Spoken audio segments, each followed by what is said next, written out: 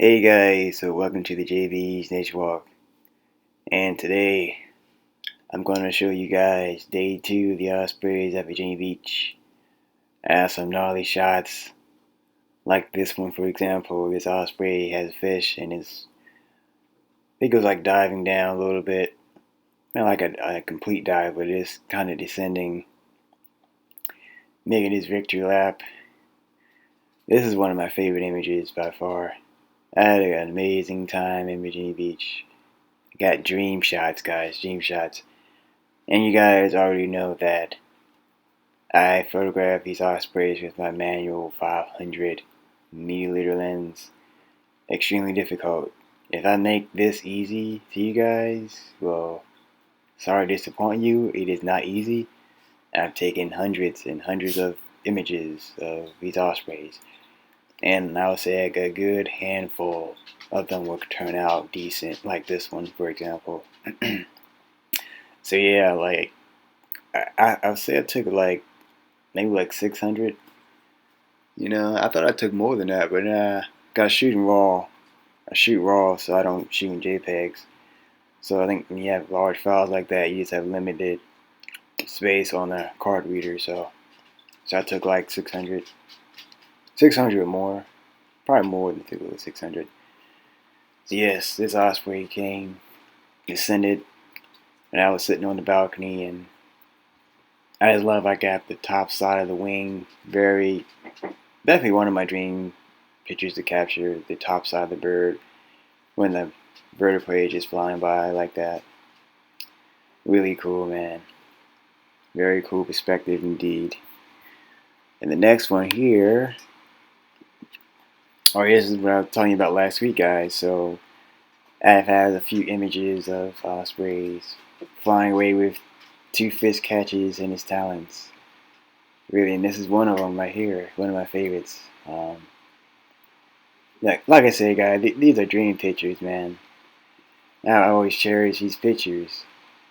So whenever I see this picture here, I think about prosperity, financial abundance, victory, success, all that good stuff. Because this osprey, like I said, I've seen him dive.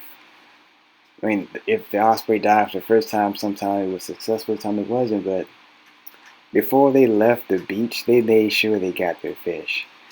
So I just took that as like, you gotta keep going even if you fail the first time. And the reason you failed the first time is maybe you didn't learn the specific skill set that you need to learn to nail the fish. Like there's something you miss, so you do it over and over till you learn the lesson. And once you get the fish over and over again, then you learn the lesson. You learn how to get what you need, get what you want out of life. And that's basically what I learned from the ospreys. You're using the elements around you, using everything to your advantage, and just using that to get what you want, basically. But yes, this is, what's interesting is to me, like, I'm the guy that does not like shooting on cloudy days, but I was at the beach, so there's a lot of sunlight. So it doesn't matter if it's cloudy or a clear day, you're going to get good pictures. Because the way that the resort was facing the beach, it was facing the east. Because the moment the sun rises, the resort's facing that way. So it's facing east. So typically, like in the evening, midday to evening is the best time to actually take pictures of the osprey at the resort. But I actually just shot all day long. Like I knew the early morning wasn't the best lighting, but I still went out and did it. But I've noticed that the evening pictures were a lot better because the lighting was better. I like the bright white background. This osprey reminds me of an angel, very energetic, with the white background. Yeah, I love these images, man. Um, you clearly see the fish that it captured in his talons, nice up and close. Like these ospreys were flying really, really close to me. I didn't have to do anything but sit and wait and just watch and observe these birds. Just come by me and leave, and vice versa. But yes, So I took 3 of these series here. This one, the one you saw earlier, this picture, and then the next one. So I was like not lucky, but I was on point when these Ospreys came by. I had to like really perfect how quick, and I had to focus the lens and all that because it's manual. So I had to manually focus on the bird. Like I said, I made many mistakes, just like the Ospreys have with not getting a fish. But the more you keep practicing, spending hours out there and just taking advantage from the failures and lessons and applying it and then just nailing the pictures. Yes. This perspective doesn't look weird to me though, like as some of the other pictures might do. Because I think this bird was like not at a weird angle per se, but at a perfect angle where he wasn't too high or too low, but just right. But man, I tell you, I can see how big these birds are. Huge birds, 6-foot wingspan, and you just see this big bird flying like 10 feet away or more from your balcony. It's a nice sight to wake up to in the morning or in the afternoon. But yes, these pictures are way better than that red tail picture I got at Cornwall Valley. I'm gonna keep saying that because I knew that I was working on getting pictures like these. I was working on this. It takes time, and the reason it takes time is like, for example, I didn't know this resort, offered this amazing osprey and flight opportunities. Like you don't know where to go. Like it's the birds, they fly everywhere, and you just don't know what their behavior would be like in a different environment. You know, it's just about taking your chances, and it's like, you know what? When I went to the resort, I brought my camera just in case. Like I was thinking, like before I went to the resort, it's like, should I bring my camera? And I'm glad I did, because if I didn't, I would have missed these great opportunities. I would have been depressed after that.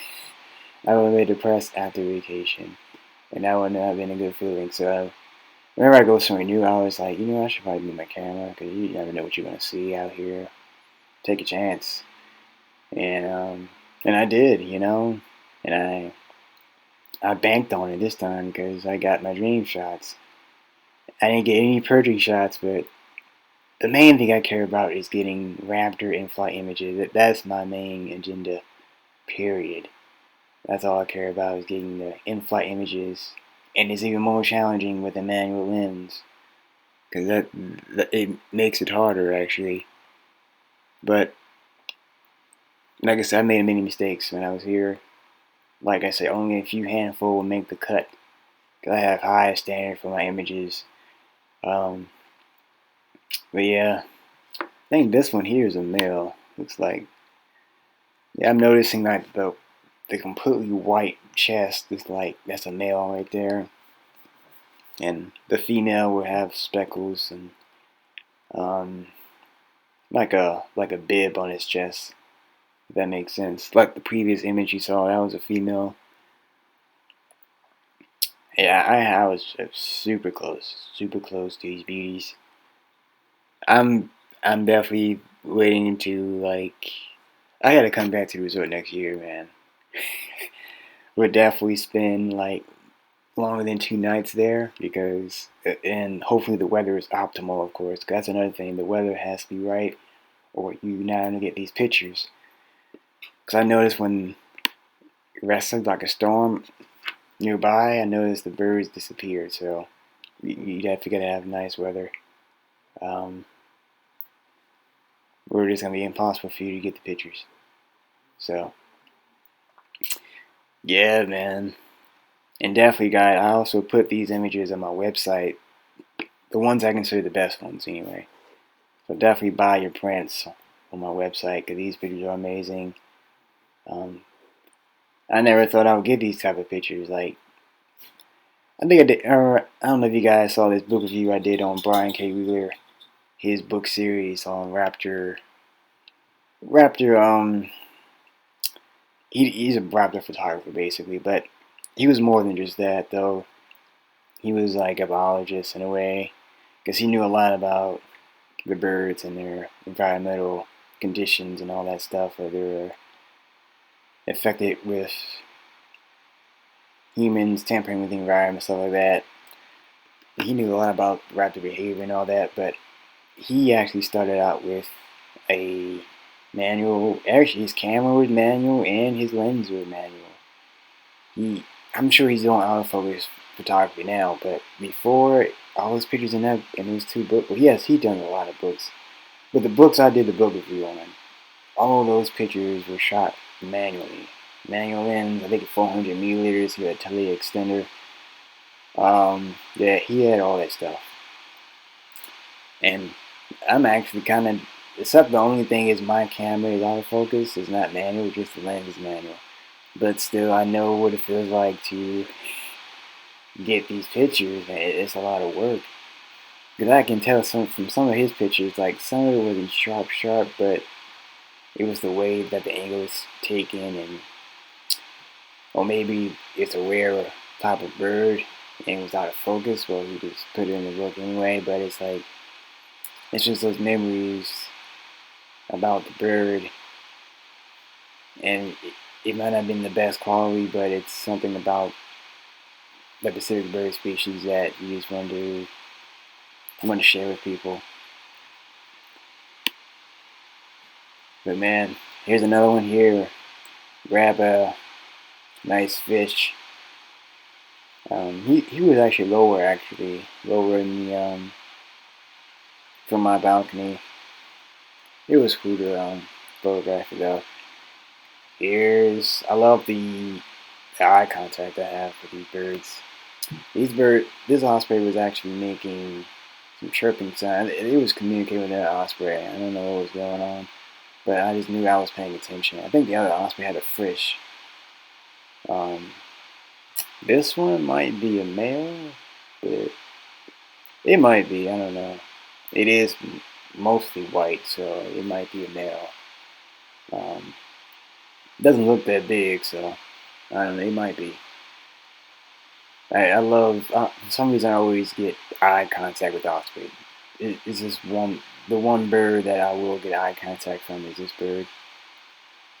I remember years ago, I photographed an osprey, a female, young one, and it was banking, and it just had the right eye contact with me.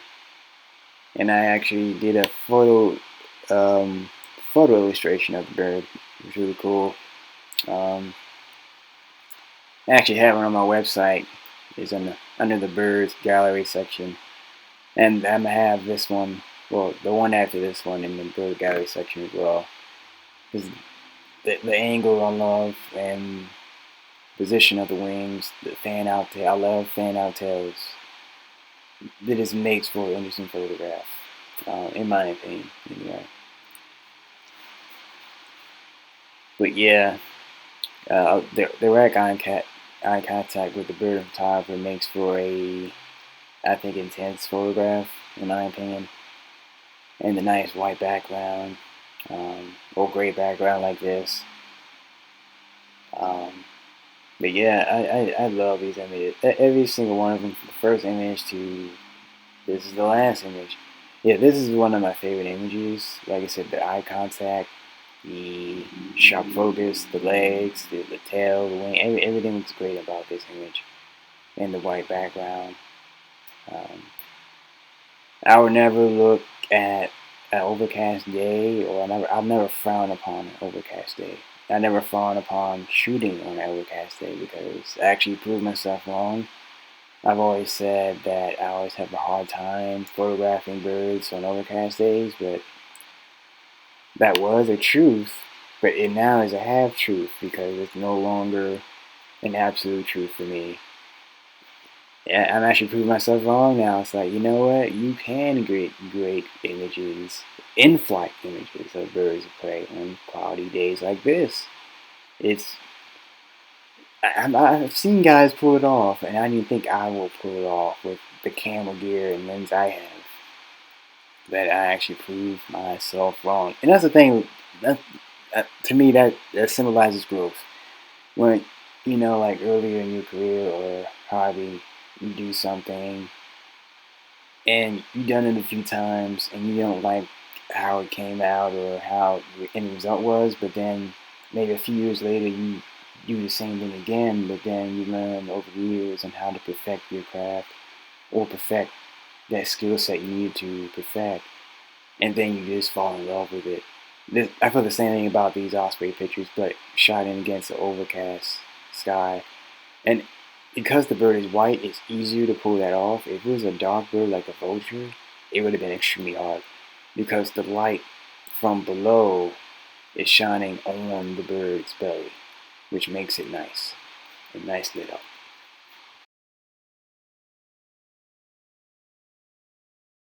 Hope you guys enjoyed watching my Osprey video. I love the pictures myself, man. I'm obsessed with these pictures. I have these Osprey pictures on my website under the Birds Gallery section. So definitely buy your prints today and buy my amazing books that you see above. I have amazing, great books, nice nature and photography. So like, comment, share, and subscribe. And I'll see you guys next week. Have a wonderful day. Also, guys, also donate. I also provided a link in the description below. It's the last link. Donate today and support me what I do. I love doing this stuff, nature and wildlife photography. Just discussing my love and passion for it, and also discussing the spiritual meaning of the animals I see. In the future, I probably will do an osprey animal totem, so look forward to that as well.